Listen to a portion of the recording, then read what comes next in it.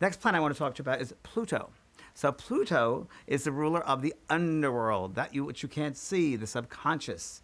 In basic astrology, it reveals your capacity for change, regeneration, transformation, healing, and also knowledge. And as it takes Pluto 250 years to circle the zodiac, such a big planet. Its influence is greatly felt and through generations. So Pluto has really influences of generations of people and can influence world conditions. So I can tell you that probably the time of the Renaissance, Pluto was in a space, in a place there that really produced a lot of that Renaissance, that time, that generation. Guarantee it. So like the sun, the planets, visit all of our signs in different ways, in different times, different turns. And the planet and the sign combinations can be interpreted as means to understanding astrology. So if you know the planets and the signs and their association with each other, then you understand astrology. So here, I'll give you some examples, for instance. So let's say we have Mercury in Cancer. One could possibly say that the person's thinking, their thoughts, could be very much influenced by the emotions, because Cancer is all about emotions. Now, let's say the war planet of Mars in Capricorn. Well, you'd say that person probably has a lot of ambition and a strong desire to succeed. That's a pretty good combination, Mars and Capricorn. That means they will succeed. It's both very strong. Now, if the big planet, Jupiter, was in Taurus, you might say that luck is in money making. And Taurus, by the way, Taurus rules money. So anyone out there with Taurus, it rules money. And it's very materialistic in some ways. And it's what you do with the money that counts.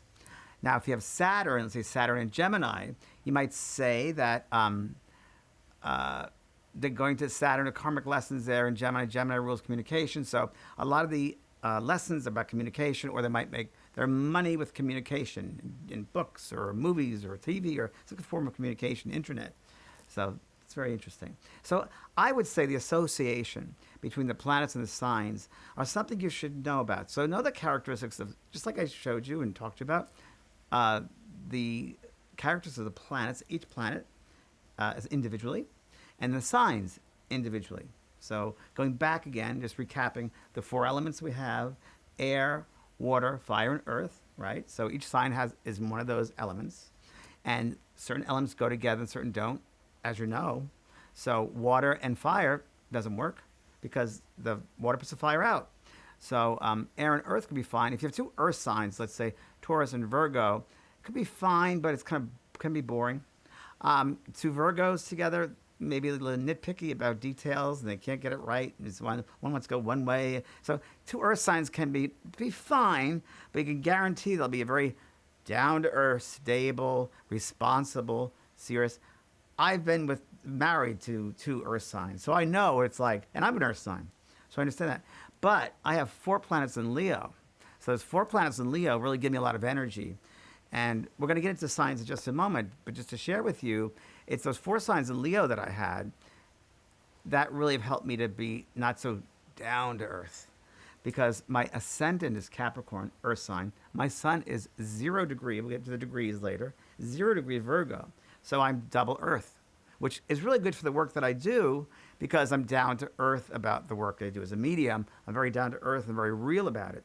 Now, my moon, the moon rules your emotions and your feelings. My moon is in the sign of Sagittarius. Sagittarius is the sign that rules counseling.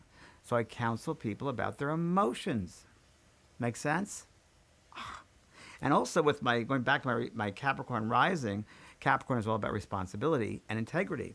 So I take my work very seriously with responsibility and integrity. It makes total sense. And I was looking at my chart for my Virgo sun. And I'd say, well, I'm not really a typical Virgo, although I do get my Virgo head. The reason why is because August 23rd, that's my birthday, I'm on what's called the cusp.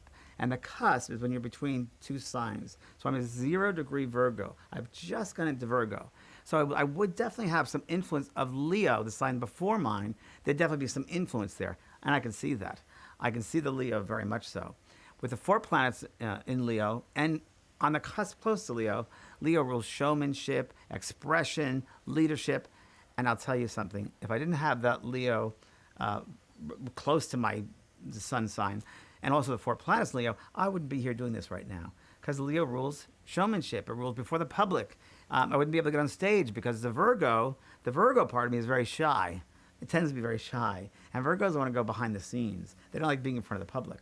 So it's because of that Leo I'm able to do the work that I'm doing before and you're watching this. Something interesting to note.